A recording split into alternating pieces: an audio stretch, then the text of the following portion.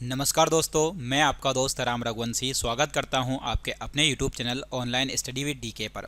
साथियों, जैसा कि आप लोगों को पता है, रीट की एग्ज़ाम बहुत ही जल्द होने वाली है।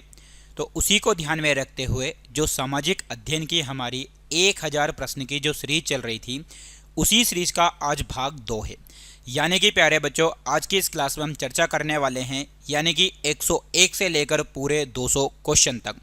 यानी कि मैंने आप लोगों को बताया था कि जो रीट है, उस रीट के अंतर्गत जो लेवल 2 है, उस लेवल 2 के अंतर्गत जो सामाजिक अध्ययन का हिस्सा है, उस सामाजिक अध्ययन के अंतर्गत जितने भी पोर्शन दे रखे हैं, हिस्ट्री, ज्योग्राफी, पॉलिटी, इकोनॉमी, उन सभी चीज़ों को मिक्स करके मैंने यहाँ पर आप लोगों के लिए टॉप 1000 क्वेश्चन की सीरीज स्टार्ट की है।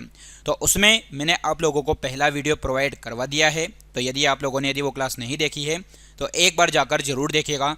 बहुत ही शानदार प्रश्नों को मैंने उसमें लिया है।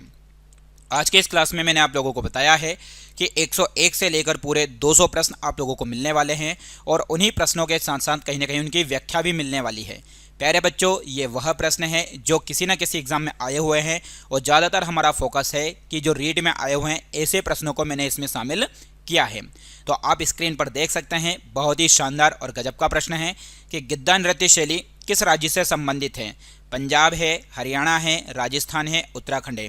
तो इस प्रश्न का हम उत्तर अंदर की तरफ जानने वाले हैं। तो चलिए क्लास की शुरुआत करते हैं बेहतरीन और शानदार प्रश्नों के साथ। तो पहला आप लोगों के सामने है 101वें नंबर का प्रश्न। यदि बच्चों आप लोगों ने क्लासेस को नहीं देखा है तो पहले पिछली क्लास देखिए, क्योंकि मैंने उसमें 100 क्वेश्चन पढ़ा दिए हैं। ये उसका दूसरा भाग है।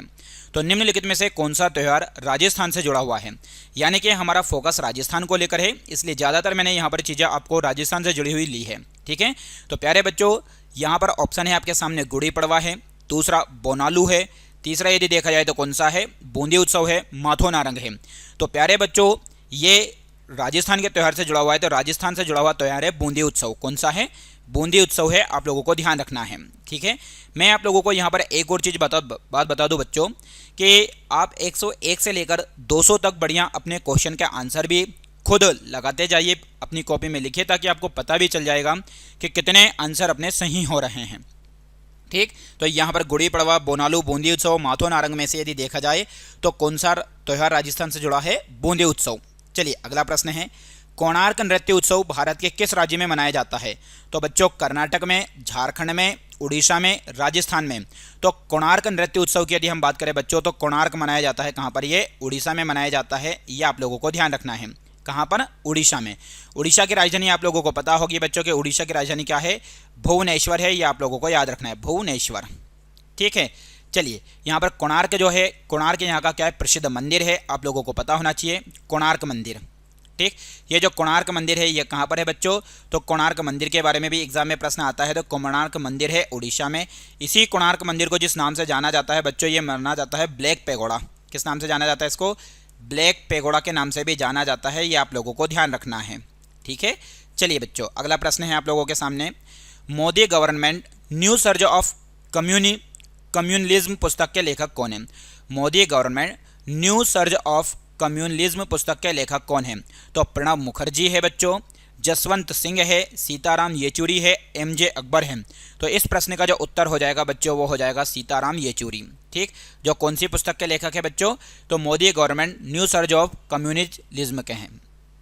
चलिए अगला प्रश्न है, 2011 की जनगणना के अनुसार निम्नलिखित में से कौन भारत का सबसे अधिक आबादी वाला महानगरीय शहर है?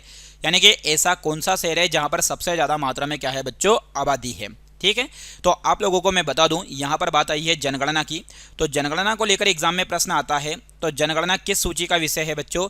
तो जनगणना जो है ये समवर्ती सूची का विषय है। कौन सी सूची का विषय है? ये समवर्ती सूची का विषय है, जो कि आप लोगों को ध्यान रखना है।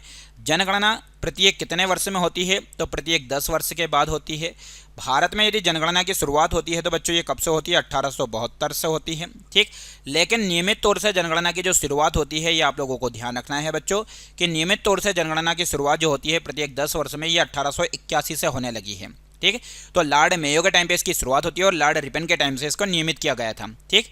बाकी सबसे अधिक आबादी वाला शहर जो है बच्चों वो कौन सा है? तो इस प्रश्न का जो उत्तर हो जाएगा 2011 के जनगणना के अनुसार भारत का सबसे अधिक आबादी वाला महानगरीय शहर है मुंबई। कौन सा है बच्चों? मुंबई है। ये आप लोगों को ध्यान रखना है। चलिए अगला प्रश्न है, भारत के किस राज्य में नटंजलि उत्सव मनाया जाता है? यानी कि जो नटंजलि उत्सव है ये किस राज्य में मनाया जाता है? गोवा में मनाया जाता है, तमिलनाडु में, उत्तर प्रदेश में, राजस्थान में। तो नटंजलि जो उत्सव मनाया जाता है बच्चों, ये मनाया जाता है कहाँ पर? तमिलनाडु में मनाया जाता है। ये आप लोगों को ध्यान रखना है, ठीक। वहीं आप लोगों को मैं बता दूँ, एक अच्छा प्रश्न आता है, हॉर्नबिल महोत्सव कौन सा है? हॉर्नबिल महोत्सव। ये कहाँ पर मनाया जाता है? तो हॉर्नबिल महोत्सव जो मनाया जाता है बच्चों, ये मनाया जाता है नागालैंड में। कहाँ पर मनाया जाता है? ये नागालैंड में मनाया जाता है, वहाँ का फेमस है ये, ठीक है। चलिए अगले प्रश्न की चर्चा करते हैं भैया। अगला प्रश्न है आप लोगों के सामने, जनसंख्या में प्रति 1000 पुरुषों पर महिलाओं की संख्या क्या कहलाती है? यानी कि जनसंख्या में यदि कितने पुरुष है बच्चों? 1000 पुरुष है, तो 1000 यानी कि मैन है, ठीक। तो इन पर जो महिलाओं की संख्या है वो क्या कहलाती है? तो जन्म दर कहलाती है, लिंग अनुपात कहलाती है, साक्षरता दर या मृत्यु दर। तो 1000 पुरुषों पर महिलाओं की जो संख्या है बच्चों वो क्या कहलाती है? तो उसे बोलते हैं लिंग अनुपात। क्या बोलते हैं? लिंग अनुपात। यदि 2011 के जनगणना के अनुसार यदि देखा जाए तो 2011 के जनगणना के अनुसार भारत का जो लिंगानुपात है बच्चों वो है 943। यानी कि 943 भारत का क्या है? लिंगानुपात है। यह आप लोगों को ध्यान रखना है। कब की जनगणना के अनुसार? 2011 की जनगणना के अनुसार। चलिए अगला प्रश्न है, 2011 की जनगणना के अनुसार भारत का लिंगानुपात कितना है? तो यहाँ पर आपके सामने ऑप्शन दे रखा है बच्चों, लगभग कितना है, एग्जैक्ट नहीं, ठीक है। तो 1000 पुरुषों पर 940 महिलाएं, 1000 पुरुषों पर 740 महिलाएं, 1000 पुरुषों पर 640 महिलाएं, 1000 पुरुषों पर 840 महिलाएं।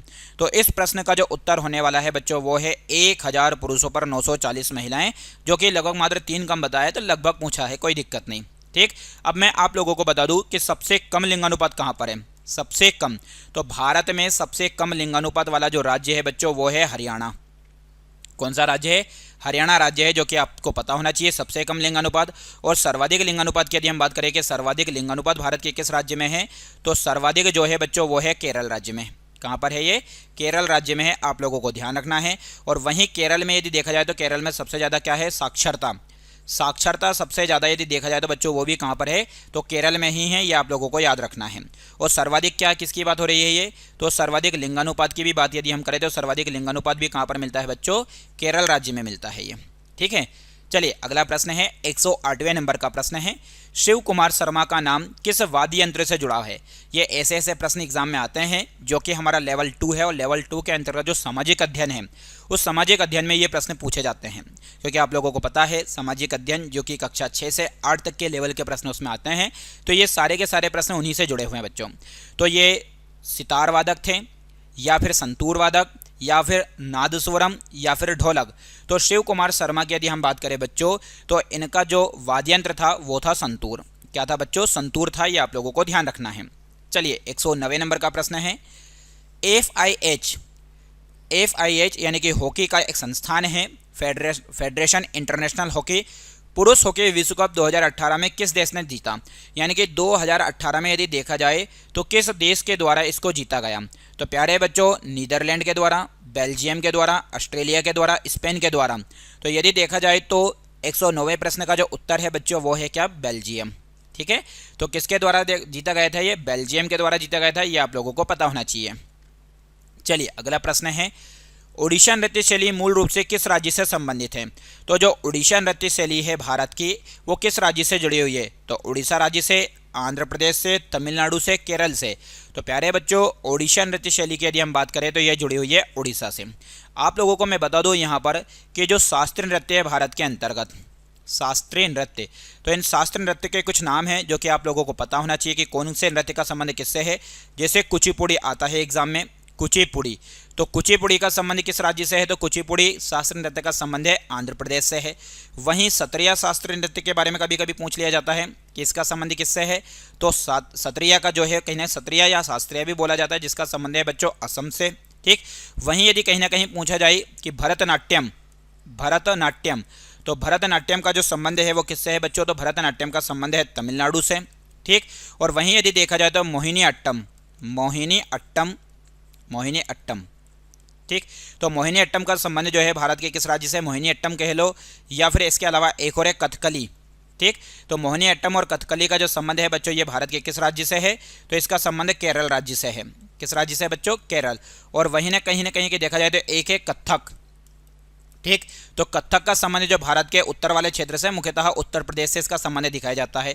वहीं आप लोगों को पता होना चाहिए यक्षगान, एग्जाम में आता है ये कि यक्षगान का संबंध किससे है। तो यक्षगान का जो संबंध है ये किस राज्य से, कर्नाटक राज्य से है, ये आप लोगों को पता होना चाहिए। ठीक है, चलिए मैंने यहाँ पर इंपॉर्टेंट शास्त्रीय नृत्य आप लोगों को बता दिए हैं जो कि आप लोगों को याद रखना है। चलिए अगला प्रश्न है 111वें नंबर का प्रश्न। निम्नलिखित में से कौन सा मानक साधन है जिसके द्वारा भारत में चुनाव कराए जाते हैं। कि ऐसा कौन सा साधन है जिसके द्वारा चुनाव करवाते हैं। ब्लॉकचेन है, ईमेल है, मतपत्र है, इलेक्ट्रॉनिक वोटिंग मशीन है। तो प्यारे बच्चों, जिसके द्वारा चुनाव करवाए जाते हैं उसे बोलते हैं ईवीएम। वर्तमान में जिसका प्रयोग किया जाता है वो है electronic voting machine.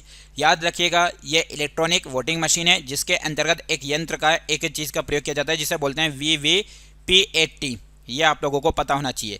Sir VVPAT क्या है। तो ये VVPAT एक तरीके से अभी सरकार के द्वारा चालू की गई एक नई तकनीक है जिससे हम वोट देने के लिए जाते हैं। वोट देने के बाद स्क्रीन पर हमने जिस व्यक्ति को वोट दिया है उसका चित्र और उसका चुनाव चिन्ह आप लोगों के सामने आता है। तो वैसी एक कहीं ना कहीं प्रक्रिया यदि देखा जाए तो वो क्या है आप लोगों के सामने VVPAT। ठीक है, चलिए ये आप लोगों को पता होना चाहिए। ठीक, जैसे voter validity paper audit trial इसको बोलते हैं। ठीक है, ये आप लोगों के सामने एक ऐसी प्रक्रिया होती है जिसमें सामने वाले का क्या दिखाई देता है, चित्र और चुनाव चिन्ह दिखाई देता है। ये आप लोगों को पता होना चाहिए। और जैसे आप चुनाव या वोट डालने के लिए जाते हैं तो वोट डालने की या वयस्क होने की जो आयु है बच्चों कितनी है। तो वयस्क होने की जो आयु है वो कितनी है, 18 वर्ष। और जो भी व्यक्ति वोट डालने के लिए जाता है उसके उंगली पर जो एक इंक लगाई जाती है वो किसकी है बच्चों। तो ध्यान रखना वो सिल्वर नाइट्रेट की लगाई जाती है। किसकी लगाई जाती है, ये सिल्वर नाइट्रेट की लगाई जाती है इंक, जो कि काफ़ी दिनों तक नहीं छूटती है बॉडी से। ठीक है, चलिए अगला प्रश्न है। निम्नलिखित भारतीय संगीतकारों में से किसे ऑस्कर 2009 में सर्वश्रेष्ठ मूल गीत का पुरस्कार मिला। मतलब 2009 में सर्वश्रेष्ठ मूल गीत का जो पुरस्कार मिला था वो किसको मिला था। AR रहमान को, आशा भोसले को, लता मंगेशकर को या गुलजार को। तो प्यारे बच्चों, इस प्रश्न का जो उत्तर हो जाएगा वो हो जाएगा लता मंगेशकर। क्या हो जाएगा, लता मंगेशकर जी नहीं। आप लोगों को पता होगा कि ये लता मंगेशकर जी को नहीं मिला था। भारतीय संगीतकारों में से किसे 2009 में सर्वश्रेष्ठ मूल गीत का पुरस्कार मिला था। तो ये मिला था AR रहमान को। किसको मिला था, AR रहमान को। बाकी लता मंगेशकर जी की यदि अपन बात करें तो इनको क्या मिल चुका है, लता मंगेशकर जी को भारत रत्न से सम्मानित किया गया। किससे सम्मानित किया गया था इनको, भारत रत्न से सम्मानित किया गया, जो कि देश का सर्वोच्च पुरस्कार है। कहीं ना कहीं इनको स्वर साम्राज्ञी के नाम से भी जाना जाता है। स्वर साम्राज्ञी के नाम से भी इनको जाना जाता है। ये आप लोगों को याद रखना है। ठीक है बच्चों, चलिए अगला प्रश्न है। गिद्दा नृत्य शैली किस राज्य से संबंधित है। तो गिद्दा नृत्य शैली जो है भारत के किस राज्य से संबंधित है। पंजाब से है, हरियाणा से, राजस्थान से, उत्तराखंड से। तो गिद्दा नृत्य शैली की यदि हम बात करें बच्चों तो ये है पंजाब राज्य से संबंधित। किससे संबंधित है, ये पंजाब से संबंधित है। ये आप लोगों को ध्यान रखना है। चलिए अगला प्रश्न है आप लोगों के सामने 114वां प्रश्न है। 2008 बीजिंग ओलंपिक्स में किस भारतीय मुक्केबाज ने मिडिल वेट वर्ग में कांस्य पदक जीता था। यानी कि कहाँ 2008 का जो ओलंपिक हुआ था बच्चों, ये कहाँ पर हुआ था, बीजिंग में हुआ था। और अभी आप लोगों को पता है पिछले वर्ष का जो ओलंपिक हुआ था 2024 का, ये कहाँ पर हुआ था बच्चों। तो ध्यान रखना ये हुआ था पेरिस में। कहाँ पर हुआ था, ये आप लोगों को बस इतना ध्यान रखना है कि कहाँ पर हुआ था, ये पेरिस में ओलंपिक हुआ था, जो कि आप लोगों को ध्यान रखना है। जिसमें गोल्ड मेडल किसने जीता था। तो आप सभी लोगों को पता है भारत की तरफ से जिसने गोल्ड मेडल जीता था उनका नाम था नीरज चोपड़ा। क्या नाम था इनका, ओलंपिक में जो गोल्ड मेडल जीतने वाले जो व्यक्ति थे भाला फेंक में, उनका नाम था नीरज चोपड़ा। ठीक है, भाला फेंक में। ठीक, वहीं यदि देखा जाए इस प्रश्न के उत्तर की तो 2000 बीजिंग ओलंपिक में किस भारतीय मुक्केबाज ने मिडिल वेट में वर्ग में कांस्य पदक जीता था। तो विजेंदर सिंह, मैरी कॉम, अखिल कुमार, जितेंद्र कुमार। तो इस प्रश्न का जो उत्तर है बच्चों वो है विजेंदर सिंह। कौन है, विजेंदर सिंह। आप लोगों को ध्यान रखना है। चलिए अगला प्रश्न है 115वां कि टंकेश्वर हजारिका बोर बयान को भारत के किस शास्त्रीय नृत्य में उनके उत्कृष्ट योगदान के लिए वर्ष 2018 का संगीत नाटक अकादमी पुरस्कार प्रदान किया गया। यानी कि टंकेश्वर हजारिका जी जो हैं उनको भारत के किस शास्त्रीय नृत्य के लिए उनके उत्कृष्ट योगदान के लिए वर्ष 2018 में संगीत का नाटक अकादमी पुरस्कार प्रदान किया गया। कुचिपुड़ी के लिए, सत्रिया के लिए, भरतनाट्यम के लिए, कथक के लिए। तो प्यारे बच्चों इस प्रश्न का जो उत्तर है वो है सत्रिया। अभी आप लोगों को मैंने बता दिया है थोड़ी देर पहले ही, एक बार और रिपीट कर दूं कि कुचिपुड़ी का संबंध किस राज्य से है, आंध्र प्रदेश। सत्रिया का संबंध किस राज्य से है बच्चों, असम। ठीक। भरतनाट्यम का संबंध किस राज्य से है? तो तमिलनाडु से है। और कथक का संबंध जो है वो देखा जाए तो किससे है बच्चों? उत्तर भारत से है। किससे? उत्तर भारत। और उत्तर भारत में भी मुख्य रूप से देखा जाए तो उत्तर प्रदेश। ठीक है, चलिए अगला प्रश्न है आप लोगों के सामने। इसरो ने किसके रिसर्च के लिए आदित्य L1 को अंतरिक्ष में भेजा? यानी कि इसरो के बारे में आप लोगों को पता होना चाहिए कि इसरो क्या है।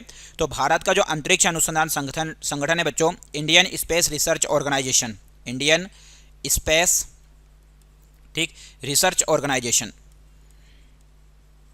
रिसर्च ऑर्गेनाइजेशन की यदि हम बात करें, जिसकी स्थापना जो होती है 1969 में होती है, जिसका हेडक्वार्टर कहाँ पर है बच्चों? तो हेडक्वार्टर है बेंगलुरु में। कहाँ पर है ये? बेंगलुरु में। तो इसकी यदि हम बात करें तो इसरो ने किसके रिसर्च के लिए आदित्य L1 को अंतरिक्ष में भेजा? तो चंद्रमा के रिसर्च के लिए, सूर्य के लिए, मंगल के लिए, शनि के लिए। तो प्यारे बच्चों L1 को जिसके लिए भेजा गया वो सूर्य के लिए भेजा गया। किसके लिए भेजा गया है? सूर्य के लिए भेजा गया है, ये आप लोगों को पता होना चाहिए। चंद्रमा की जांच करने के लिए या चंद्रमा के बारे में जानकारी हासिल करने के लिए आप लोगों को पता है अभी तक कितने यान भेजे जा चुके हैं? तो अभी तक चंद्रयान जो है वो कितने? 1, 2, 3, फर्स्ट, सेकेंड और थर्ड, 3 भेजे जा चुके हैं, जो कि आप लोगों को याद होना चाहिए। चलिए अगला प्रश्न है, प्रसिद्ध गीत ए मेरे वतन के लोगों मूल रूप से किसके द्वारा गाया गया था? बहुत ही अच्छा प्रश्न है बच्चों कि प्रसिद्ध गीत हमारे देश के वीर जवानों के लिए ये गीत गाया गया था। किसके द्वारा? श्रेया घोषाल के द्वारा, लता मंगेशकर जी के द्वारा, आशा भोसले के द्वारा, अरिजीत सिंह के द्वारा। तो इस प्रश्न का जो उत्तर होगा बच्चों वो होगा लता मंगेशकर जी। ठीक है, जो कि अभी इस दुनिया में तो नहीं है, लेकिन आप लोगों को ये पता होना चाहिए। ठीक है, ये कहाँ की निवासी थी? तो आप लोगों को पता होना चाहिए। इनका संबंध जो है भारत देश के एक राज्य जिसका नाम है मध्य प्रदेश, उसी का एक शहर है इंदौर, जो कि वहाँ की निवासी थी। ठीक है, इंदौर से इनका संबंध माना जाता है। चलिए अगला प्रश्न है, संतूर को एक लोकप्रिय शास्त्रीय वाद्य यंत्र बनाने का श्रेय निम्नलिखित में से किसे दिया जाता है? यानी कि संतूर जो होता है इसे एक लोकप्रिय शास्त्रीय वाद्य यंत्र बनाने का श्रेय किसको दिया जाता है? तो शिव कुमार शर्मा को, भजन सोपोरी को, राहुल शर्मा को, उल्हास बापट को। तो इस प्रश्न का जो उत्तर होगा बच्चों वो हो जाएगा शिव कुमार शर्मा। आप सभी बच्चों से वापस मैं बोल रहा हूँ कि आप भी अपनी कॉपी में इनके नंबर जोड़ते जाइए, इनके आंसर लगाते जाइए, और लास्ट में आप सभी लोग मिलाइए कि आपके कितने नंबर टोटल आए हैं, ताकि आपको भी पता चले कि आपकी तैयारी कितनी ज़ोरों शोरों से चल रही है। चलिए अगला प्रश्न है, निम्नलिखित में से कौन सा शहर प्राचीन भारत का एक महत्वपूर्ण बंदरगाह था? ऐसा कौन सा शहर है जो पहले के टाइम पे भारत का एक बंदरगाह हुआ करता था? तो यह अहिच्छत्र है, ताम्रलिप्ति है, श्रावस्ती है, चंपा है। तो प्राचीन भारत का एक महत्वपूर्ण बंदरगाह की यदि हम बात करें बच्चों तो वो था ताम्रलिप्ति। कौन सा था? ताम्रलिप्ति था, ये आप लोगों को ध्यान रखना है। अगला प्रश्न है, मेसोपोटामिया के लोग किससे बनी तख्तियों पर लिखते थे? ये जो मेसोपोटामिया, जो कि कहीं ना कहीं देखा जाए तो सिंधु घाटी सभ्यता जो है, इंडस वैली सिविलाइजेशन, तो इंडस वैली सिविलाइजेशन के समय की सभ्यता मिलती है मेसोपोटामिया की सभ्यता, जो कि कहीं ना कहीं कहाँ की सभ्यता मानी जाती है? ये ईरान की। ठीक है, तो मेसोपोटामिया के लोग किससे बनी तख्तियों पर लिखते थे? किले की, चूना पत्थर की, बलवा पत्थर की, स्लेट की। तो प्यारे बच्चों इस प्रश्न का उत्तर जो हो जाएगा वो हो जाएगा किले। ठीक, तो मेसोपोटामिया के लोग किससे बने तख्तियों पर लिखते थे बच्चों? तो ये आप लोगों को ध्यान रखना, किले से बनी हुई तख्तियों पर लिखते थे। किले एक तरीके से मिट्टी। ठीक है, चलिए अगला प्रश्न है, भारत के पहले सूर्य मिशन आदित्य L1 को इसरो के द्वारा कब लॉन्च किया गया? बहुत ही अच्छा प्रश्न है, 121वें नंबर का प्रश्न है कि आदित्य L1 को किसके लिए भेजा गया था? तो ये आप सभी को पता है कि प्यारे बच्चों इसको भेजा गया था किसके लिए? सूर्य के लिए। अब मैं आप लोगों को यहाँ पर बता दूँ कि जो इनको सैटेलाइट को जो छोड़ा जाता है वो कहाँ से? तो इनको छोड़ा जाता है सतीश धवन अनुसंधान केंद्र से। ठीक, प्यारे बच्चों कहाँ से? तो सतीश धवन अनुसंधान केंद्र से इनको छोड़ा जाता है, ये आप लोगों को ध्यान रखना है। और सतीश धवन अनुसंधान केंद्र कहाँ पर है ये? तो भारत में सतीश धवन अनुसंधान केंद्र है श्री हरिकोटा द्वीप। कहाँ पर है ये? श्री हरिकोटा द्वीप पर है। और ये श्री हरिकोटा द्वीप कहाँ पर है? तो प्यारे बच्चों ये पड़ता है आंध्र प्रदेश में। ठीक है, तो इसको कब छोड़ा गया था? तो 30 अगस्त 2023, 31 अगस्त 2023, 1 सितंबर 2023, 2 सितंबर 2023। तो प्यारे बच्चों इस प्रश्न का उत्तर हो जाएगा 2 सितंबर 2023। क्या हो जाएगा? 2 सितंबर 2023 हो जाएगा, ये आप लोगों को ध्यान रखना है। चलिए अगला प्रश्न है, लिंगनमक्की बांध निम्नलिखित में से किस नदी पर बनाया गया है? कौन सा? लिंगनमक्की बांध निम्नलिखित में से किस नदी पर बनाया गया है? तो प्यारे बच्चों शरावती नदी पर, यमुना नदी पर, कृष्णा नदी पर, तुंगभद्रा नदी पर। तो लिंगनमक्की बांध जो बनाया गया है बच्चों, ध्यान रखिएगा, ये बनाया गया है शरावती नदी पर। ठीक, अब ये शरावती नदी भारत के किस राज्य में प्रवाहित होती है? तो आप लोगों को मैं बता दूं, तो शरावती नदी जिस राज्य में प्रवाहित होती है वो राज्य कौन सा है? कर्नाटक। यमुना नदी की हम बात करें तो भारत की एकमात्र ऐसी नदी है, या भारत की एक ऐसी नदी है जिस पर कोई भी बांध नहीं है, तो वो है यमुना नदी। ठीक है, जो कि आप लोगों को ध्यान रखना है। और सबसे बड़ी सहायक नदी भी यदि देखा जाए, बड़ी सहायक नदी, क्या भैया? बड़ी सहायक नदी के रूप में नाम किसका आता है? तो वो भी नाम आता है यमुना नदी का। चलिए अगला प्रश्न है 123वां। बिहार के लोगों द्वारा समान रूप से मनाया जाने वाला कौन सा त्यौहार सूर्य की पूजा के लिए समर्पित है? यानी कि बिहार के लोगों के द्वारा जो एक समान रूप से वहां पर किसके लिए? सूर्य की पूजा के लिए मनाया जाने वाला जो त्यौहार है बच्चों, वो कौन सा है, जो आप लोगों को बताना है। तो बोहाग बिहू है, उगादी है, छठ पूजा है, लोहड़ी है। तो प्यारे बच्चों, बिहू यदि आता है तो बिहू का जो संबंध है वो है असम राज्य से। बिहू का संबंध किस राज्य से है? असम से। बाकी यहाँ पर सूर्य की पूजा के लिए जो त्यौहार मनाया जाता है वो है छठ पूजा, जो कि आप लोगों को ध्यान रखना है। कौन सा है बच्चों? छठ पूजा है, जो मुख्य रूप से बिहार में मनाया जाता है। चलिए अगला प्रश्न है, निम्न में से किस मंदिर को ब्लैक पेगोड़ा के नाम से जाना जाता है? तो ऐसा कौन सा मंदिर है जिसे ब्लैक पेगोड़ा के नाम से जाना जाता है? तो यह है श्री सोमनाथ मंदिर, ठीक, सूर्य मंदिर, गुरुवायूर मंदिर, कामाख्या मंदिर। तो प्यारे बच्चों, इस प्रश्न के उत्तर की यदि हम बात करें तो इस प्रश्न का उत्तर हो जाएगा सूर्य मंदिर। ठीक, और ये जो सूर्य मंदिर है इसकी यदि हम बात करें तो ये किस मंदिर को कहा जाता है? तो ये कोणार्क मंदिर को बोलते हैं। कौन सा मंदिर? कोणार्क मंदिर। और प्यारे बच्चों, आप सभी को पता होगा कोणार्क मंदिर अभी थोड़ी देर पहले मैंने बताया ये कहाँ पर पड़ता है? उड़ीसा में पड़ता है। और इसी को किसके नाम से जाना जाता है? ब्लैक पेगोड़ा के नाम से। सोमनाथ मंदिर कहाँ पर पड़ता है? तो ये गुजरात में पड़ता है, जो कि आप लोगों को ध्यान रखना है। और कामाख्या माता मंदिर भी बहुत बार एग्जाम में पूछा जाता है कि कामाख्या माता मंदिर जो है कहाँ पर है? तो कामाख्या माता मंदिर बच्चों असम में है। कहाँ पर है ये? असम में है, ये आप लोगों को ध्यान रखना है। चलिए अगला प्रश्न है, नवपाषाण काल के लोगों द्वारा पाला गया प्रथम पशु कौन सा था? तो आप लोगों को ध्यान रखना है यहाँ पे कि नवपाषाण काल के लोगों द्वारा पाला गया प्रथम पशु कौन सा था? तो भेड़ था, बकरी, कुत्ता, घोड़ा। तो इस प्रश्न का उत्तर बहुत ही सिंपल है, जो कि आप लोगों को पता होना चाहिए बच्चों। आप लोगों को मैं एक बार और बता दूं बच्चों कि यहाँ पर जो सीरीज चल रही है बहुत ही शानदार और बहुत ही ज़बरदस्त प्रश्नों के साथ चल रही है। ठीक है प्यारे बच्चों, यदि आप लोगों को पता हो तो मैंने इससे पहले एक पूरी क्लासेस डाल दी है, यदि नहीं देखी है तो कृपया करके उस क्लास को देख लीजिएगा। ठीक है, तो नवपाषाण काल के लोगों द्वारा पाला गया प्रथम पशु कौन सा था बच्चों? तो वो था कुत्ता। आप लोगों को ध्यान रखना है। ठीक है, कौन सा था? कुत्ता था। वेरी वेरी मोस्ट इंपॉर्टेंट प्रश्न। एक सेल्ट नवपाषाण काल का क्या है? यह बहुत अच्छा प्रश्न आता है कि एक सेल्ट जो है ये नवपाषाण काल का क्या है? तो एक मकबरा है, एक घर है, एक उपकरण है, एक कलश है। तो एक सेल्ट नवपाषाण काल की यदि हम बात करें बच्चों तो यह है क्या? एक उपकरण। क्या था? ये एक उपकरण था। आप लोगों को ध्यान रखना है। चलिए अगला प्रश्न है, पहिए का आविष्कार कब हुआ? तो पहिए का आविष्कार नवपाषाण काल में हुआ, मध्यपाषाण काल में हुआ, पुरापाषाण काल में हुआ या लोह काल में हुआ?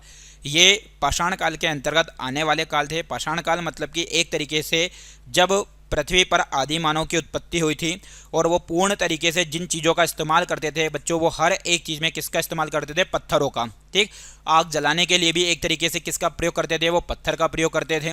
किसी वस्तु को काटने के लिए भी पत्थर का प्रयोग करते थे। तो ऐसे काल को पाषाण काल। तो यहाँ पर पहिए का जो आविष्कार हुआ था, आप लोगों को बताना है कि पहिए का आविष्कार जो हुआ था वो कौन से काल में हुआ था। तो बच्चों मैं आप लोगों को बता दूं कि पहिए का जो आविष्कार हुआ था ये नवपाषाण काल में। ठीक है, चलिए अगला प्रश्न है, निम्नलिखित में से किसको चालको लिखित युग भी कहा जाता है? बहुत ही अच्छा प्रश्न आता है और घुमा फिराकर ये पूछा गया है बच्चों कि ऐसा कौन सा काल है जिसे चालको लिखित युग भी कहा जाता है? तो पुरापाषाण युग, नवपाषाण युग, ताम्रपाषाण युग या लोह युग? तो इस प्रश्न का जो उत्तर होने वाला है बच्चों वो होने वाला है ताम्रपाषाण युग। कौन सा? ताम्रपाषाण। यानी कि जो तांबे का युग है उस तांबे के काल को चालको लिथिक युग कहा जाता है। और आप लोगों को पता होना चाहिए कि व्यक्ति के द्वारा या आदिमानव के द्वारा सबसे पहले जिस धातु का इस्तेमाल किया गया था उस धातु में भी नाम किसका आता है बच्चों? तांबा का ही नाम आता है, जो कि आप लोगों को ध्यान रखना है। प्रारंभ में लोहे का कोई प्रमाण नहीं मिलता है, लोहे का प्रमाण जो कि बाद में मिलता है, पहले तांबे का ही प्रमाण मिलता है। चलिए अगला प्रश्न है, भीमबेटका की खोज कब हुई थी? तो भीमबेटका की यदि हम बात करें तो ये कहाँ पर स्थित है? तो प्यारे बच्चों, भारत का एक राज्य जो कि है मध्य प्रदेश। मध्य प्रदेश में कहाँ पर स्थित है? तो मध्य प्रदेश के रायसेन में स्थित है। कहाँ पर स्थित है ये? रायसेन में स्थित है। कौन सी गुफा? भीमबेटका की गुफा, भीमबेटका। अब ये जो भीमबेटका की गुफा है, इसकी खोज के बारे में भी एग्जाम में आता है कि इसकी खोज किसने की थी, तो कहीं ना कहीं वाकड़कर जी ने इसकी खोज की थी, ये आप लोगों को पता होना चाहिए। ठीक है। और यहाँ पर इंपॉर्टेंट प्रश्न ये आता है कि भीमबेटका किस चीज़ के लिए प्रसिद्ध है, तो ऐसा कहा जाता है कि यहाँ पर आदि मानव के टाइम पे क्या प्राप्त हुए हैं? शैल चित्र प्राप्त हुए हैं, बहुत पुराने समय के, इसलिए ये फेमस है। तो भीमबेटका की खोज 1961-62, 1963-64, 1957-58, 1967-68। तो इस प्रश्न का जो उत्तर है बच्चों वो हो जाएगा 1957-58। चलिए अगला प्रश्न है आप लोगों के सामने। इंडिया शब्द इंडस से आया है, जिसे संस्कृत में क्या कहा जाता है? बहुत ही अच्छा प्रश्न है कि इंडिया शब्द जो है इंडस से आया हुआ है, जिसे संस्कृत में क्या कहा जाता है? तो भानुहु कहा जाता है, अदे कहा जाता है, सर्वत्र या सिंधु? तो इंडिया शब्द इंडस से आया है, जिसे कहा जाता है बच्चों सिंधु। क्या कहा जाता है? सिंधु कहा जाता है। आप लोगों को पता होना चाहिए कि भारत का जो नाम इंडिया पड़ा है, ये इंडिया नाम जिसकी वजह से पड़ा है बच्चों वो इंडस से पड़ा है। ठीक। और इंडस को यदि देखा जाए तो इंडस एक अंग्रेजी शब्द है, जिसे संस्कृत में कहीं ना कहीं क्या बोलते हैं बच्चों? सिंधु कहते हैं। ये आप लोगों को ध्यान रखना है। ठीक है। चलिए अगला प्रश्न है आप लोगों के सामने। किस स्थल को सबसे पुराना खोजा गया सिंधु घाटी सभ्यता स्थल माना जाता है? ऐसा कौन सा स्थल है जिसे सबसे पहले खोजा गया, यानी कि सबसे पुराना खोजा गया स्थल माना जाता है? किसका? सिंधु घाटी सभ्यता। प्यारे बच्चों, जो सिंधु घाटी की सभ्यता है इसे हड़प्पा सभ्यता भी कहा जाता है। क्या कहा जाता है? हड़प्पा की सभ्यता भी कहा जाता है। ये आप लोगों को ध्यान रखना है। और वहीं मैं आप लोगों को बता दूं, हड़प्पा की सभ्यता के अलावा प्रश्न आता है कि इसका पहला खोजा गया शहर कौन सा था, तो इसका पहला खोजा गया शहर भी था हड़प्पा, इसलिए इसका नाम हड़प्पा की सभ्यता पड़ा है। बाकी इसमें खोजे गए स्थलों में नाम है भिरनाना, राखीगढ़ी, मोहनजोदड़ो, अल-हदीनो। तो प्यारे बच्चों, इस प्रश्न के उत्तर की यदि हम बात करें तो सबसे पहला खोजा गया जो शहर है यह है भिरनाना। ठीक है। चलिए अगला प्रश्न है। सिंधु घाटी सभ्यता का बंदरगाह शहर निम्न में से कौन सा था? मतलब ऐसा कौन सा शहर था जिसे उस समय के लोग जो है एक बंदरगाह के रूप में इस्तेमाल करते थे? सिंधु घाटी सभ्यता की यदि हम बात करें बच्चों तो ये एक किस प्रकार की सभ्यता थी? ये एक नगरीय सभ्यता के रूप में माना जाता है। कि कैसी सभ्यता थी? ये नगरीय सभ्यता थी। सिंधु घाटी सभ्यता को एक तरीके से आद्य ऐतिहासिक काल के अंतर्गत रखा जाता है। कौन से काल के अंतर्गत? आद्य ऐतिहासिक काल के अंदर। सर आद्य ऐतिहासिक काल का मतलब ऐसा काल जिसमें लिखा तो गया लेकिन उनकी भाषा को आज भी हम पढ़ नहीं पाए, ऐसे काल को आद्य ऐतिहासिक काल कहते हैं। यहाँ पर सिंधु घाटी सभ्यता के काल की मैं आप लोगों को बता दूं कि यहाँ की जो भाषा है वो कौन सी थी, तो यहाँ के लोगों की जो भाषा थी बच्चों वो थी भाव चित्रात्मक। कौन सी थी? भाव चित्रात्मक थी। ये आप लोगों को ध्यान रखना है। बाकी इस समय में यहाँ के लोग जो है वो पीपल को सबसे पवित्र वृक्ष के रूप में मानते थे।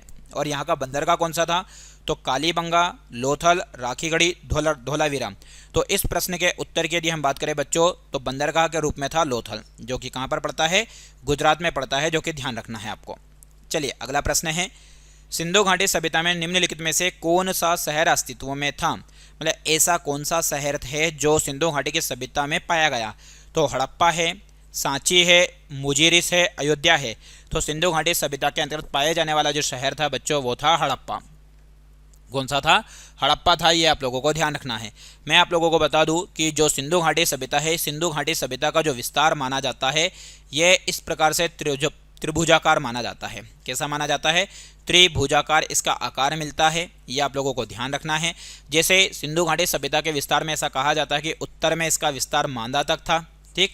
दक्षिण में जो कि कहीं ना कहीं इसका विस्तार जो था दाइमाबाद में था, दाइमाबाद। ठीक। वहीं यदि देखा जाए तो पश्चिम में इसका विस्तार सुतकांगेडोर तक था, सुतकांगेडोर। और वहीं पश्चिम में यदि पूर्व में देखा जाए तो पूर्व में इसका जो ऐसा बिंदु जो माना जाता है यहाँ पर वो माना जाता है आलमगीरपुर। कौन सा? आलमगीरपुर माना जाता है। ये इसके 4 बिंदु जहाँ पर इसका विस्तार, ये आलमगीरपुर यूपी में पड़ता है, मांदा जम्मू कश्मीर में पड़ता है, दाइमाबाद महाराष्ट्र में पड़ता है और सुतकांगेडोर जो पड़ता है बच्चों वो कहाँ पड़ता है? ये पाकिस्तान में। ठीक है। ये आप लोगों को ध्यान रखना है। चलिए अगला प्रश्न है। पृथ्वी पर कुल कितने महाद्वीप हैं? पृथ्वी पर महाद्वीप की संख्या कितनी है? तो पृथ्वी पर महाद्वीप 5 महाद्वीप है, 7 महाद्वीप, 8 महाद्वीप, 4 महाद्वीप। तो पृथ्वी पर महाद्वीपों की संख्या जो है बच्चों वो है 7 महाद्वीप। कितने महाद्वीप हैं? 7 महाद्वीप हैं। ये आप लोगों को ध्यान रखना है। बहुत ही अच्छा प्रश्न है। चलिए पृथ्वी पर कुल कितने महासागर हैं? तो पृथ्वी पर महासागर की संख्या बच्चों 6 महासागर, 9 महासागर, 5 महासागर, 4 महासागर। तो पृथ्वी पर महासागर की संख्या बच्चों कितनी है? 5 है। ये आप लोगों को ध्यान रखना है। जिसमें यदि देखा जाए तो कौन कौन से हैं, एक बार सभी बच्चे देख लीजिए। एक है प्रशांत महासागर, ठीक। दूसरा आप लोगों को पता होना चाहिए है, एक है हिंद महासागर, एक है आर्कटिक महासागर, ठीक। एक है अंटार्कटिक महासागर, अंटार्कटिक है, ठीक है, अंटार्कटिक। और एक जो है वो है अटलांटिक।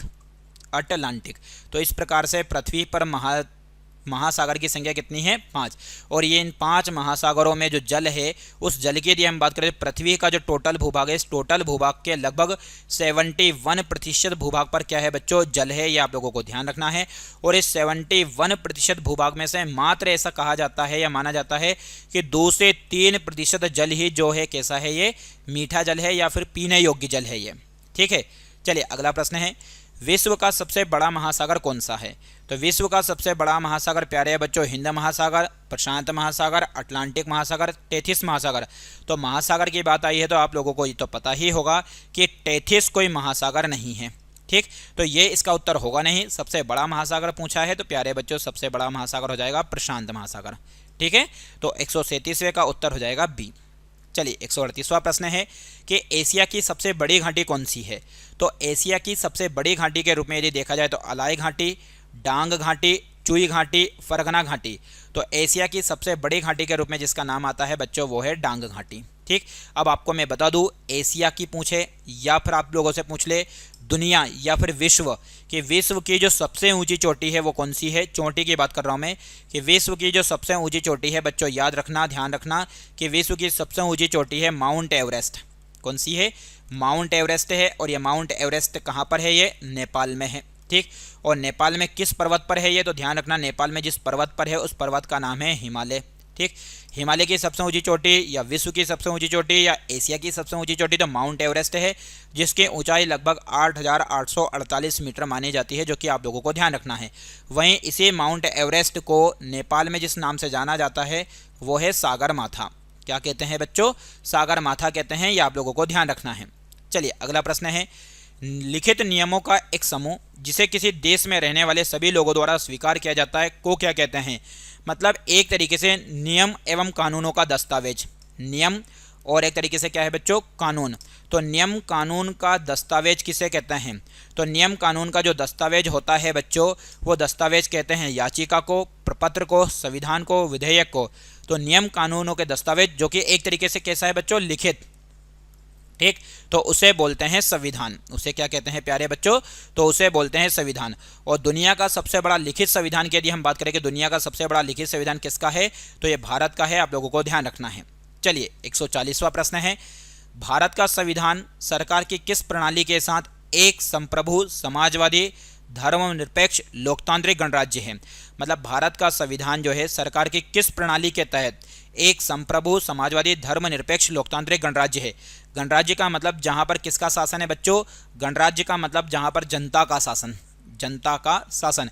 क्योंकि यहाँ का जो मुखिया होता है उस मुखिया का चुनाव जो होता है एक तरीके से देखा जाए तो किसके द्वारा होता है? ये जनता के द्वारा होता है, मतलब चुनी हुई सरकार होती है।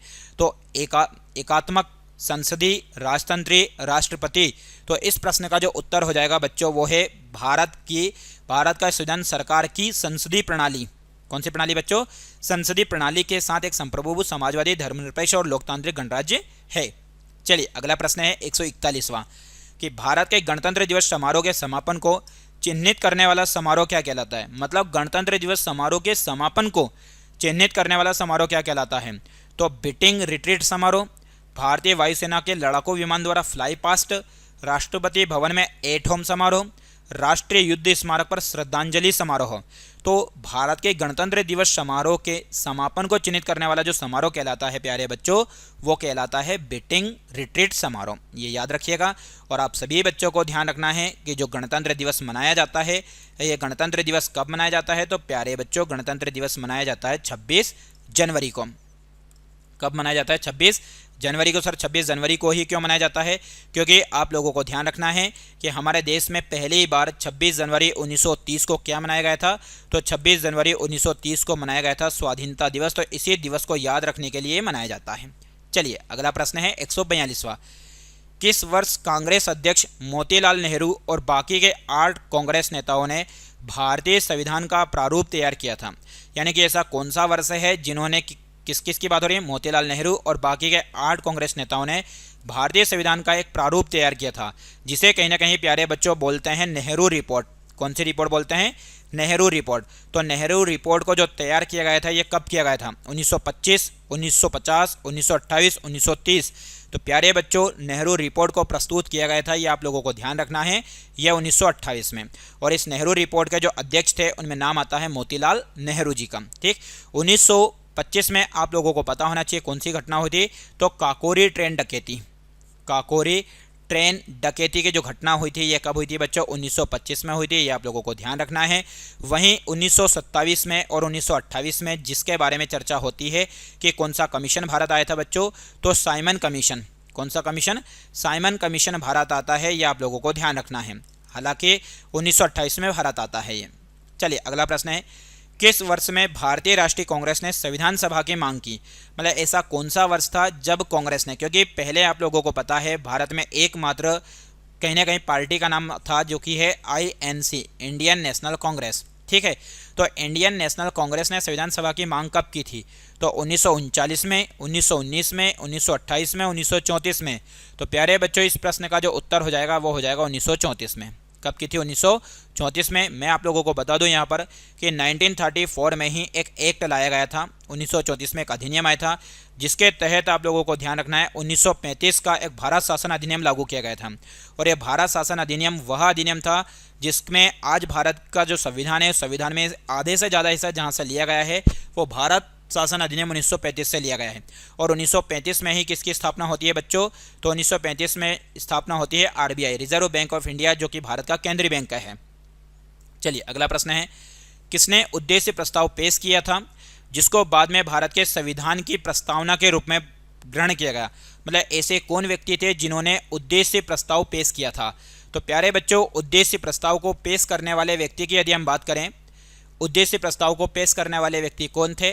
तो डॉक्टर राजेंद्र प्रसाद थे, JB कृपलानी थे, पंडित जवाहरलाल नेहरू थे, भीमराव अंबेडकर थे। तो प्यारे बच्चों इस प्रश्न के यदि हम उत्तर की यदि हम बात करें तो इस प्रश्न का जो उत्तर हो जाएगा वो क्या हो जाएगा? पंडित जवाहरलाल नेहरू। कौन थे बच्चों? पंडित जवाहरलाल नेहरू थे, यह आप लोगों को ध्यान रखना है। किसको? संविधान की प्रस्तावना या फिर उद्देश्य प्रस्ताव को पारित करने वाले या पेश करने वाले व्यक्ति का नाम पूछे तो पंडित जवाहरलाल नेहरू। चलिए अगला प्रश्न है, पंडित जवाहरलाल नेहरू ने उद्देश्य प्रस्ताव कब पेश किया? बहुत ही अच्छा प्रश्न है कि अभी आपसे पूछा था किसने पेश किया और उसी के बाद दे दिया आप लोगों के सामने कि कब पेश किया, बताइए। तो 14 नवंबर 1946, 13 दिसंबर 1946, 15 अगस्त 1947, 26 नवंबर 1946। तो प्यारे बच्चों इस खूबसूरत से प्रश्न का जो उत्तर हो जाएगा वो हो जाएगा 13 दिसंबर 1946। तो उद्देश्य प्रस्ताव को पेश कब किया गया था? तो 13 दिसंबर 1946। इससे पहले आप लोगों को पता होना चाहिए 9 तारीख और 11 तारीख। तो 9 दिसंबर को संविधान सभा की पहली बैठक आयोजित की गई थी और वहीं 11 दिसंबर को संविधान सभा की दूसरी बैठक, ये आप लोगों को ध्यान रखना है, पहली बैठक और ये दूसरी बैठक। तो पहली बैठक के जो अस्थायी अध्यक्ष थे वो थे सच्चिदानंद सिन्हा और दूसरी बैठक के जो अध्यक्ष चुने गए थे वो डॉक्टर राजेंद्र प्रसाद जी को, जो कि आपको ध्यान रखना है। चलिए अगला प्रश्न है आप लोगों के सामने, निम्नलिखित में से क्या भारतीय संविधान की प्रमुख विशेषताओं में से एक है? तो भारतीय संविधान की प्रमुख विशेषताओं में से एक है कौन? निरंकुश सरकार है, आश्रित न्यायपालिका, गैर धर्मनिरपेक्ष या संघवाद? तो प्यारे बच्चों इस प्रश्न का जो उत्तर हो जाएगा वो हो जाएगा संघवाद। क्या हो जाएगा? संघवाद। यानी कि भारतीय संविधान की प्रमुख विशेषताओं में से एक है तो वो है संघवाद। यानी कि आप सभी को पता है कि भारत आज वर्तमान में कितने राज्य प्यारे बच्चों, यहाँ पर 28 राज्य और केंद्र शासित प्रदेश की हम बात करें तो 8 यूटी के साथ पूरा का पूरा क्या है, ये एक है। ये एक जो है किसकी वजह से है? ये संघवाद की वजह से, जो कि आप लोगों को ध्यान रखना है।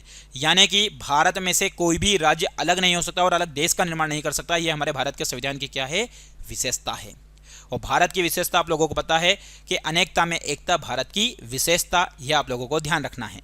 चलिए 147वें नंबर का प्रश्न है प्यारे बच्चों, पूरा आप लोगों को पता होगा, मैंने इससे पहले की जो क्लास ली थी उस क्लास में भी आपको टोटली 100 क्वेश्चन दिए थे और यहाँ पर भी मैं आपको टोटल 100 क्वेश्चन देने वाला हूं, यानी कि 101 से लेकर 200 तक के प्रश्न आने वाले हैं।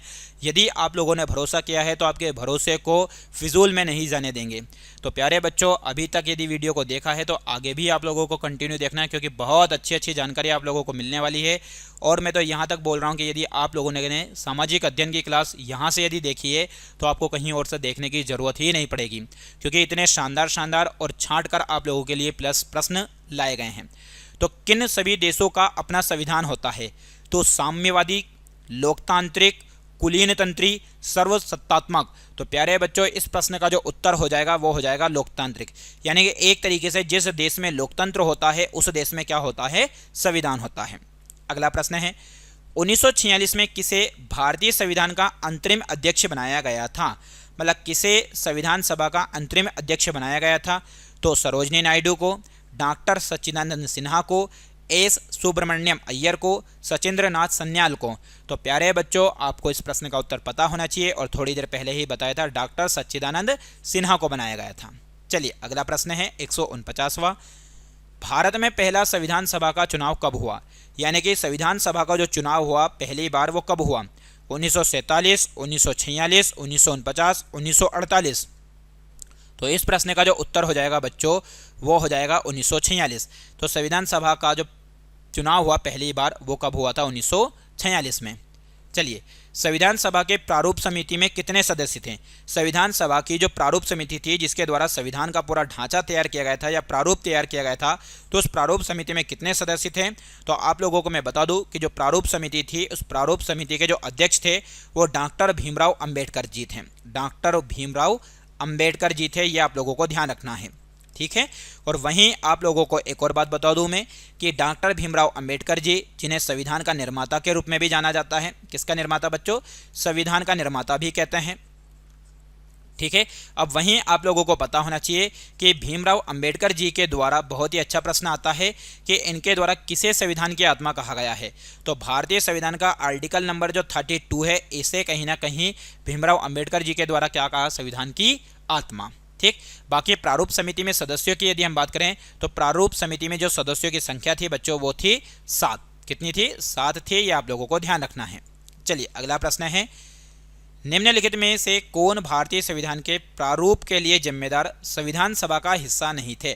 मतलब जो कहीं ना कहीं संविधान सभा की जो प्रारूप समिति थी उस प्रारूप समिति के कहीं ना कहीं हिस्से में नहीं थे, यानी कि वो उसमें शामिल ही नहीं हुए थे।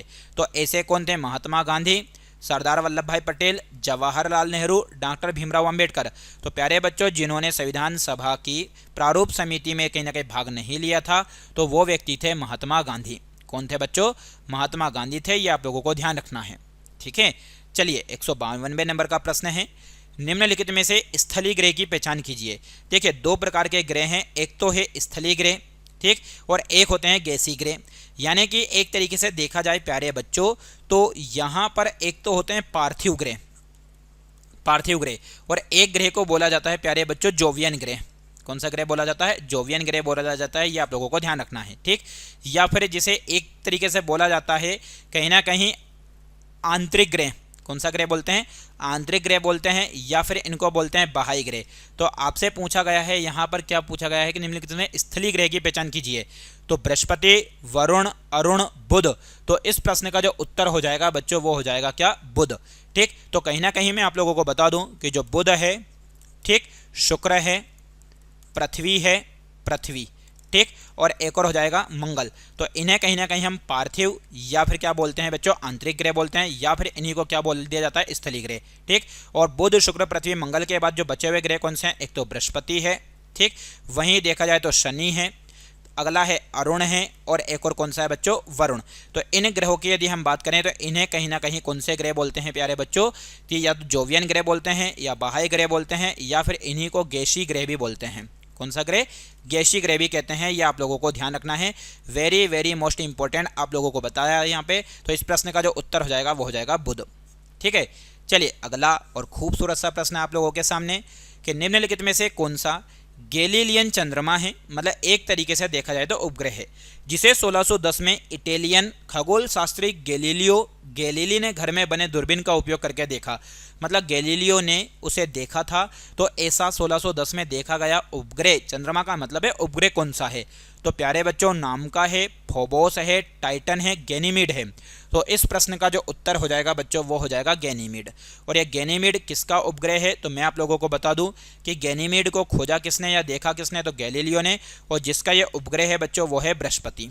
किसका उपग्रह है ये? बृहस्पति का उपग्रह है, जो कि आप लोगों को ध्यान रखना है। टाइटन किसका उपग्रह है बच्चों? तो टाइटन ध्यान रखना ये शनि का उपग्रह है। किसका उपग्रह? शनि का। और वहीं फोबोस किसका है? तो ये आप लोगों को ध्यान रखना है, ये मंगल का चंद्रमा है या मंगल का उपग्रह है। ठीक है, चलिए अगला प्रश्न है, निम्नलिखित में से कौन सा बोना ग्रह मुख्य क्षुद्र ग्रह बेल्ट में स्थित है? ऐसा कौन सा बोना ग्रह है जो क्षुद्र ग्रह बेल्ट में स्थित है? अब ये क्षुद्र ग्रह बेल्ट कहाँ पर है मैं आप लोगों को बता दूं, तो पृथ्वी नहीं, सौरमंडल में जो ग्रह की संख्या है वो 8 है। बुध है, उसके बाद कौन सा है? शुक्र है, उसके बाद पृथ्वी, उसके बाद है प्यारे बच्चों मंगल, ठीक, और है बृहस्पति, ये क्रम से बता रहा हूं मैं आप लोगों को। उसके बाद है शनि, सूर्य से दूरी के अनुसार शनि, उसके बाद है अरुण, और एक और हो जाएगा कौन सा? वरुण। तो प्यारे बच्चों जो मंगल और बृहस्पति की जो कक्षा है, इन दोनों के बीच में इस प्रकार से यहाँ पर जो गैस एवं धूल के कण पाए जाते हैं और उनसे जो निर्मित पिंड होते हैं, उन पिंड को बोलते हैं क्षुद्र ग्रह। ठीक, तो उस क्षुद्र ग्रह में यदि देखा जाए तो ये पूरी क्षुद्र ग्रह की बेल्ट किस किस के बीच में है? तो मंगल और बृहस्पति के बीच में है, ये आप लोगों को ध्यान रखना है। तो ऐसा क्षुद्र ग्रह जो है उसका नाम है प्यारे बच्चों सेरेस। क्या है इसका नाम? सेरेस है, ये आप लोगों को ध्यान रखना है। सी वाला ऑप्शन सही है। ठीक है, चलिए अगला प्रश्न है आप लोगों के सामने, कौन सी विकिरण पेटियां पृथ्वी के चारों ओर चुंबकीय रूप से फंसे अत्यधिक ऊर्जावान आवेशित कणों के विशाल स्वाथ हैं? ठीक, ऐसी कौन सी विकिरण पेटियां हैं जो पृथ्वी के चारों ओर चुंबकीय रूप से फंसे अत्यधिक ऊर्जावान आवेशित कणों के विशाल स्वाथ हैं? तो प्यारे बच्चों Van Allen, Cooper, Aurora, Chinook. तो इस प्रश्न का जो उत्तर हो जाएगा प्यारे बच्चों वो हो जाएगा वैन एलन। चलिए अगला प्रश्न है, निम्नलिखित में से किस खगोलीय पिंड में चारोन नामक एक प्राकृतिक उपग्रह है? बहुत अच्छा प्रश्न है। ऐसा कौन सा खगोलीय पिंड है जिसमें चारोन नामक एक क्या है बच्चों? प्राकृतिक उपग्रह। उपग्रह क्या होते हैं? तो उपग्रह आप लोगों को पता होना चाहिए कि जो ग्रह के चक्कर लगाने के मतलब अपने अक्ष पर घूमने के साथ साथ जो ग्रह के भी चक्कर लगाए, एक तरीके से वो क्या कहलाएंगे? उपग्रह। तो वो किसका उपग्रह है? होमिया का, मंगल का, प्लूटो का, शनि का। तो इस प्रश्न का जो उत्तर हो जाएगा प्यारे बच्चों वो हो जाएगा प्लूटो। क्या हो जाएगा? प्लूटो हो जाएगा, जो कि आपको ध्यान रखना है। ठीक है, चलिए अगला प्रश्न है, बिग बैंग सिद्धांत किसकी उत्पत्ति का वर्णन करती है? बिग बैंग थ्योरी, या प्यारे बच्चों जिसे कहीं ना कहीं बोला जाता है महाविस्फोट का सिद्धांत। क्या बोलते हैं? महाविस्फोट का सिद्धांत कहते हैं, ये आप लोगों को ध्यान रखना है। महाविस्फोट का सिद्धांत। अब यह बिग बैंग थ्योरी कह दो या महाविस्फोट का सिद्धांत कह दो, इस बिग बैंग थ्योरी या महाविस्फोट के सिद्धांतों को प्रतिपादित किसने किया था? तो बेल्जियम के एक निवासी थे बच्चों जिनका नाम था जॉर्ज लेमेंतेयर। क्या नाम था? जॉर्ज लेमेंतेयर था, जिसके द्वारा इसको प्रतिपादित किया गया था। तो ये किससे संबंधित है? ब्रह्मांड की उत्पत्ति, सितारों की उत्पत्ति, आकाशगंगा की उत्पत्ति, सौरमंडल की उत्पत्ति। तो बहुत ही अच्छा और शानदार इसका उत्तर है ब्रह्मांड की उत्पत्ति को लेकर। किसको लेकर है बच्चों? ये ब्रह्मांड की उत्पत्ति को लेकर।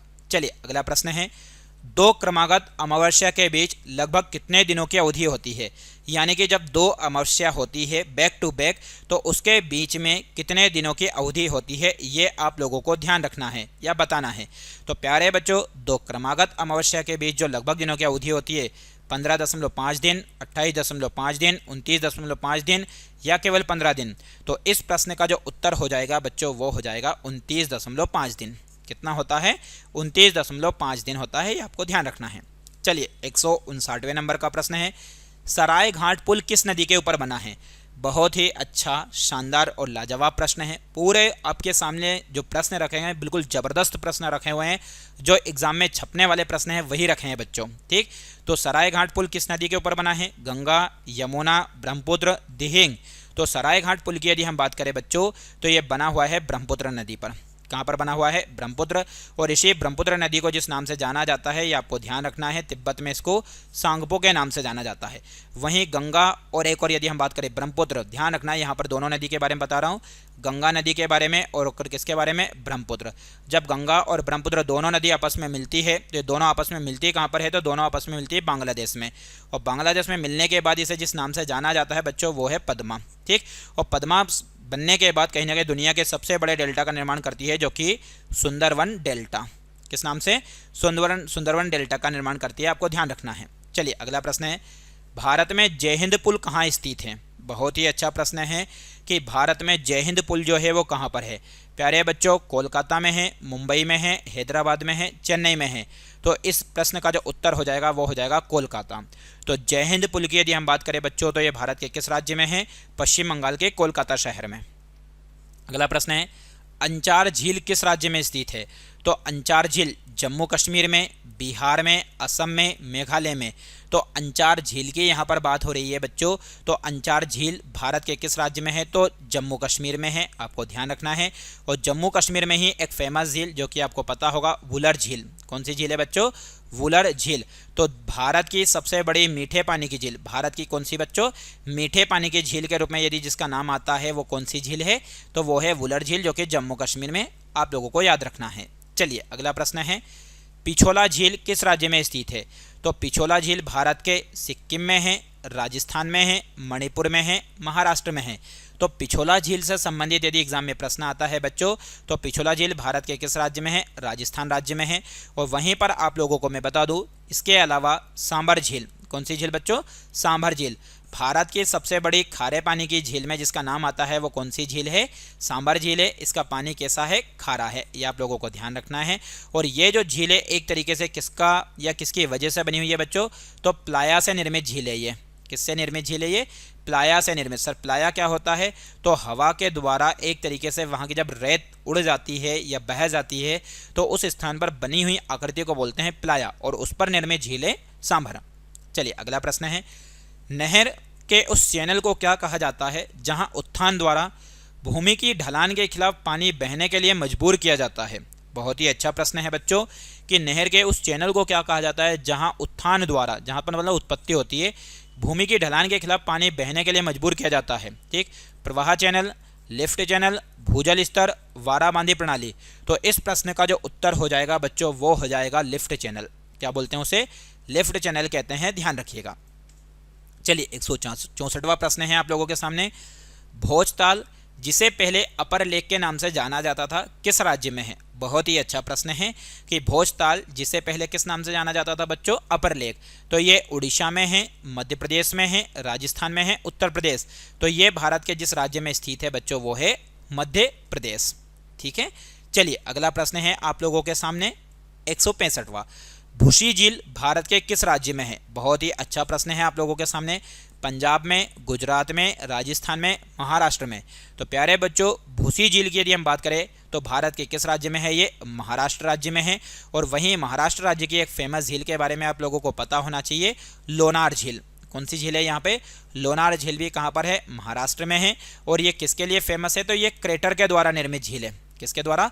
क्रेटर, या फिर कहीं ना कहीं इसके द्वारा माना जाता है कि ज्वालामुखी द्वारा निर्मित झील भी इसको कहा जाता है। ठीक है, चलिए, और सबसे ज़्यादा रंग बदलने वाली झील के रूप में भी नाम यदि आता है बच्चों, रंग बदलने वाली झील। ठीक, तो रंग बदलने वाली झील में भी किसका नाम आता है? तो ये लोनार झील का। चलिए अगला प्रश्न है, निम्नलिखित में से कौन सा बंदरगाह गुजरात में है? गुजरात में जो बंदरगाह है वो कौन सा? तो प्यारे बच्चों, पारादीप है, कांडला है, पनामबुर है, मोरमुगांव है। तो कांडला बंदरगाह जो है एक तरीके से देखा जाए तो ये कहाँ पर है? गुजरात में है, आप लोगों को ध्यान रखना है। और इसी कांडला बंदरगाह का जो नया नाम हो चुका है वो दीनदयाल बंदरगाह। क्या हो चुका है? दीन दयाल बंदरगाह। यह आप लोगों को ध्यान रखना है, वेरी वेरी मोस्ट इंपॉर्टेंट प्रश्न है। और एक और बात बताइए मुझे, ऐसा कौन सा बंदरगाह है जिसका नया नाम श्यामा प्रसाद मुखर्जी रखा गया है? श्यामा प्रसाद मुखर्जी किस बंदरगाह का नया नाम है? ठीक है, चलिए अगला प्रश्न है, कोलेरू झील किस राज्य में स्थित है? तो कोलेरू झील भारत के उत्तराखंड में है, आंध्र प्रदेश में है, तमिलनाडु में है, केरल में है। तो कोलेरू झील की यदि हम बात करें तो प्यारे बच्चों, कोलेरू झील भारत के किस राज्य में है? ये आंध्र प्रदेश में है। वेरी वेरी मोस्ट इंपॉर्टेंट प्रश्न है जो कि आप लोगों को ध्यान रखना है।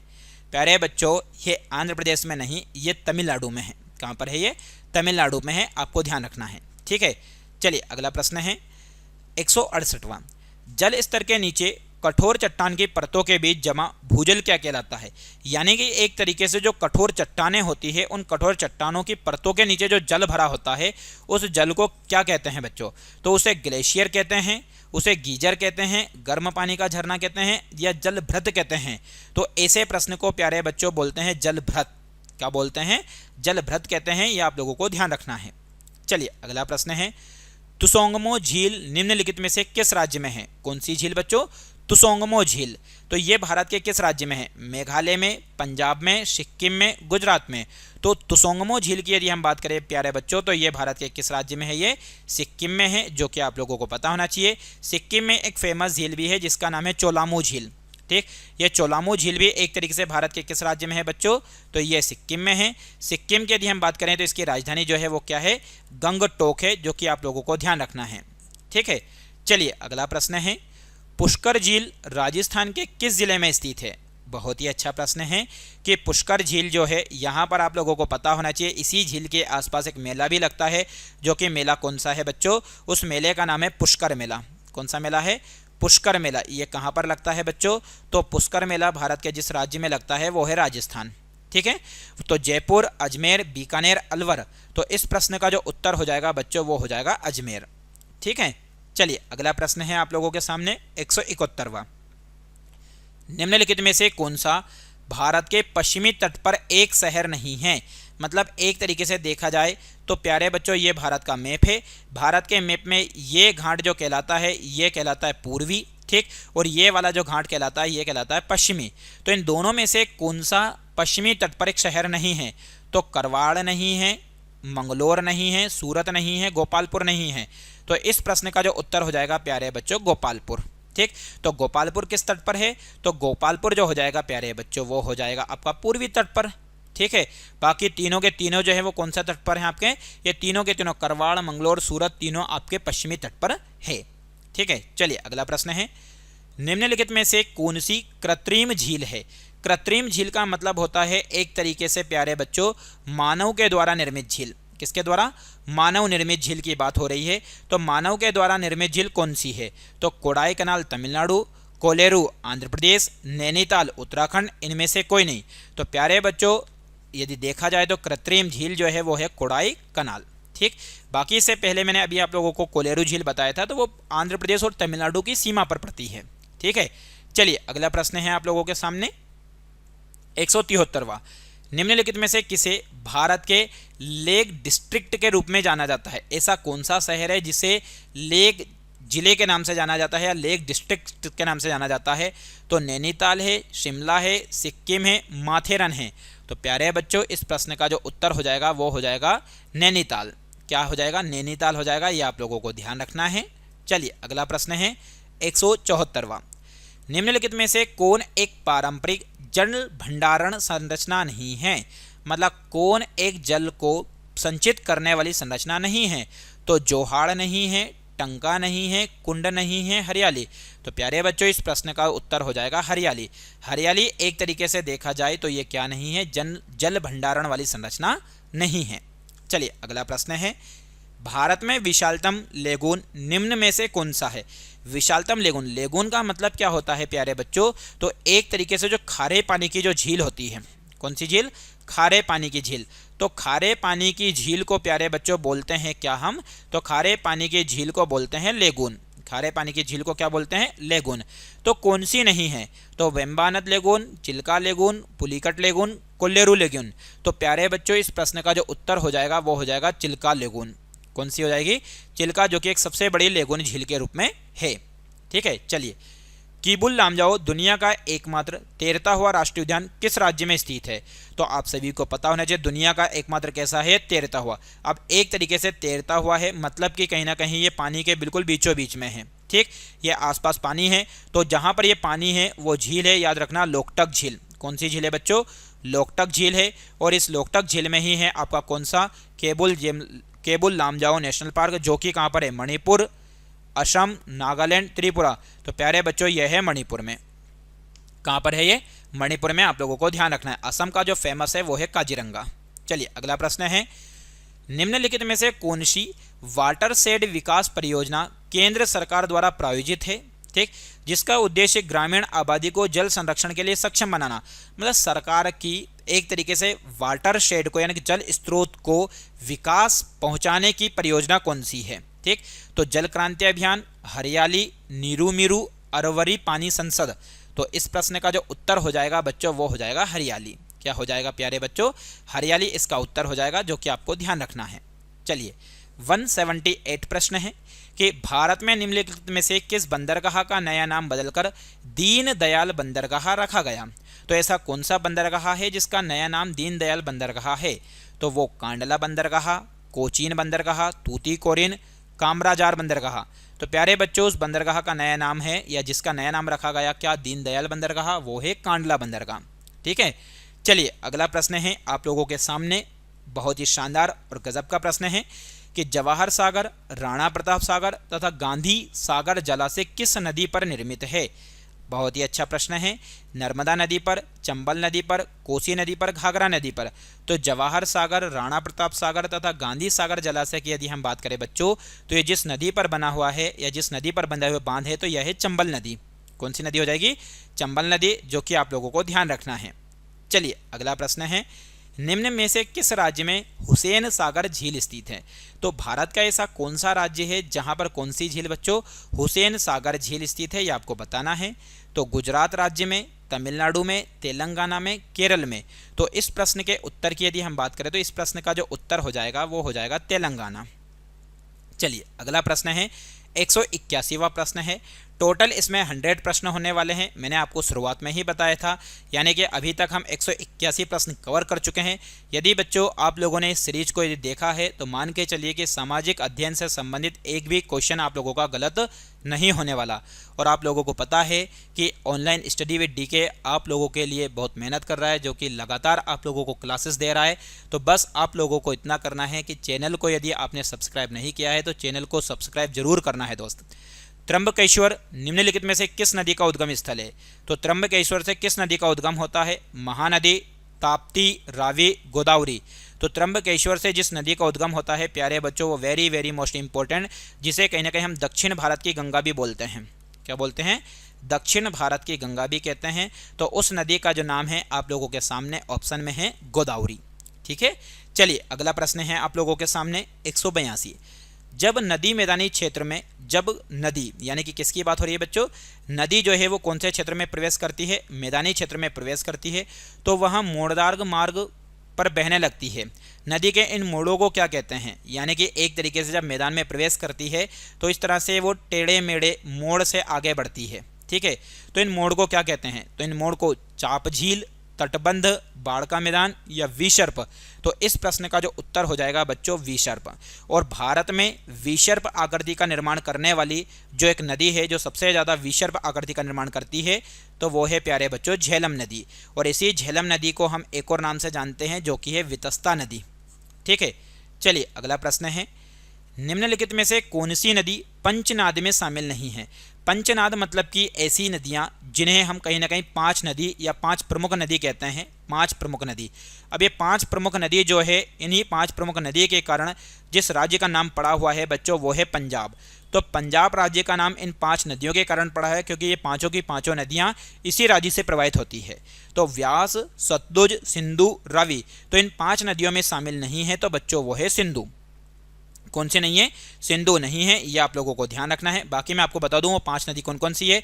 तो एक तो व्यास है, एक सतलुज है, एक रावी है, एक आप लोगों को पता होना चाहिए क्या है, झेलम है, झेलम, और एक नदी हो जाएगी चिनाब। तो इस प्रकार से ये पांचों की 5 नदियां हैं जिन्हें पंचनाद कहते हैं बच्चों। क्या कहते हैं, पंचनाद। चलिए अगला प्रश्न है, निम्नलिखित में से कौन सा पशु सुंदरवन डेल्टा में पाया जाता है। मतलब ऐसा कौन सा जानवर है जो कौन से डेल्टा में पाया जाता है, सुंदरवन डेल्टा। अभी मैंने आपको बताया कि सुंदरवन डेल्टा दुनिया का सबसे बड़ा डेल्टा है जो भारत के किस राज्य के समीप है ये, तो पश्चिम बंगाल के समीप है। और कौन सी खाड़ी में है ये, तो आपको ध्यान रखना है बंगाल की खाड़ी। कौन सी खाड़ी बच्चों, बंगाल की खाड़ी। और इसी सुंदरवन डेल्टा में किस प्रकार के वृक्ष मिलते हैं या किस प्रकार की वनस्पति पाई जाती है, तो इसमें पाई जाती है प्यारे बच्चों मैंग्रोव वनस्पति। ठीक, और यही मैंग्रोव वनस्पति की यदि हम बात करें तो इसमें कौन से वृक्ष मिलते हैं, तो इसमें सुंदरी नामक वृक्ष ज़्यादा मिलते हैं, इसीलिए इस डेल्टा का नाम सुंदरवन डेल्टा है। ठीक, यहाँ पर पाए जाने वाले पशु में एशियाई चीता, royal Bengal tiger, black panther, एशियाई शेर। तो इस प्रश्न का जो उत्तर हो जाएगा बच्चों वो है रॉयल बंगाल टाइगर। चलिए अगला प्रश्न है 185वां कि गंगा नदी की मुख्य धारा को क्या कहते हैं। तो जो गंगा नदी जिससे बनी है उसकी मुख्य धारा जो है वो कौन सी है। तो मंदाकिनी, अलकनंदा, भागीरथी, सुरसरी। वैसे गंगा की यदि हम बात करें तो प्यारे बच्चों गंगा दो नदी के मिलने से बनी हुई है। एक तो बनी हुई है अलकनंदा, ठीक, और एक जिससे मिलकर बनी है वो है भागीरथी। तो यहाँ पर इन दोनों नदियों के मिलने से बनी है कौन सी नदी, गंगा नदी। ये दोनों जब मिलती है तो कहाँ पर मिलती है, तो ये देवप्रयाग नामक स्थान पर मिलती है। और उसके बाद ये नदी क्या कहलाती है, तो ये गंगा कहलाती है। लेकिन गंगा की जो मुख्य धारा है, बहुत अच्छा प्रश्न है आप लोगों के सामने, तो इसकी जो मुख्य धारा जो है वो है भागीरथी। कौन सी है बच्चों, भागीरथी है, जो कि आप लोगों को ध्यान रखना है। चलिए अगला प्रश्न है, निम्नलिखित में से कौन सी नदी सिंधु नदी की सहायक नदी नहीं है। कौन सी नदी है जो सिंधु की सहायक नदी नहीं है। तो प्यारे बच्चों कोसी नदी, सतलुज नदी, रावी नदी, व्यास नदी। तो कौन सी सिंधु की सहायक नदी नहीं है। तो बच्चों सिंधु का पानी जिसमें नहीं जाता तो वो है कोसी नदी। और ये जो कोसी नदी है इसी को हम क्या बोलते हैं बच्चों, तो कोसी नदी को बिहार का शोक कहते हैं। क्या कहते हैं, बिहार का शोक कहते हैं। ये आप लोगों को ध्यान रखना है। और वहीं मैं आप लोगों को बता दूं, जो अभी पंचनाद मैंने आपको बताया था, जो 5 नदियां मैंने आप लोगों को बताई थी, उनमें से व्यास नदी ही एकमात्र ऐसी नदी है जो कहां पर प्रवेश नहीं करती बच्चों, तो ये पाकिस्तान में प्रवेश नहीं करती है। चलिए अगला प्रश्न है, निम्नलिखित में से कौन सा या कौन सी नदी की लंबाई का क्रम सही है। यानी कि नदी की लंबाई का सही क्रम कौन सा है। तो ऑप्शन में है गंगा, गोदावरी, कृष्णा, यमुना, गंगा, यमुना, गोदावरी, कृष्णा, गोदावरी, कृष्णा, गंगा, यमुना, गोदावरी, गंगा, कृष्णा, यमुना। तो प्यारे बच्चों इस प्रश्न का जो सही उत्तर हो जाएगा वो हो जाएगा ए वाला, यानी कि सबसे लंबी नदी है गंगा, फिर गोदावरी, फिर कृष्णा और फिर यमुना। चलिए अगला प्रश्न है 188वां, जैन धर्म में पूर्ण ज्ञान के लिए क्या शब्द है। यानी कि जैन धर्म में यदि देखा जाए कि जैन धर्म में टोटल कितने तीर्थंकर हुए बच्चों, तो जैन धर्म में टोटल तीर्थंकर की यदि हम बात करें तो 24 तीर्थंकर हुए। इनमें से पहले तीर्थंकर का नाम जो माना जाता है उनका नाम क्या मिलता है प्यारे बच्चों, ऋषभदेव, ठीक। और वहीं कहीं ना कहीं 23वें तीर्थंकर का नाम क्या मिलता है, तो 23वें तीर्थंकर का नाम पार्श्वनाथ, ठीक। और कहीं ना कहीं 24वें तीर्थंकर का नाम जो माना जाता है या नाम आता है वो है महावीर स्वामी, जिन्होंने जैन धर्म को बहुत अधिक ऊंचाइयों पर पहुंचाया।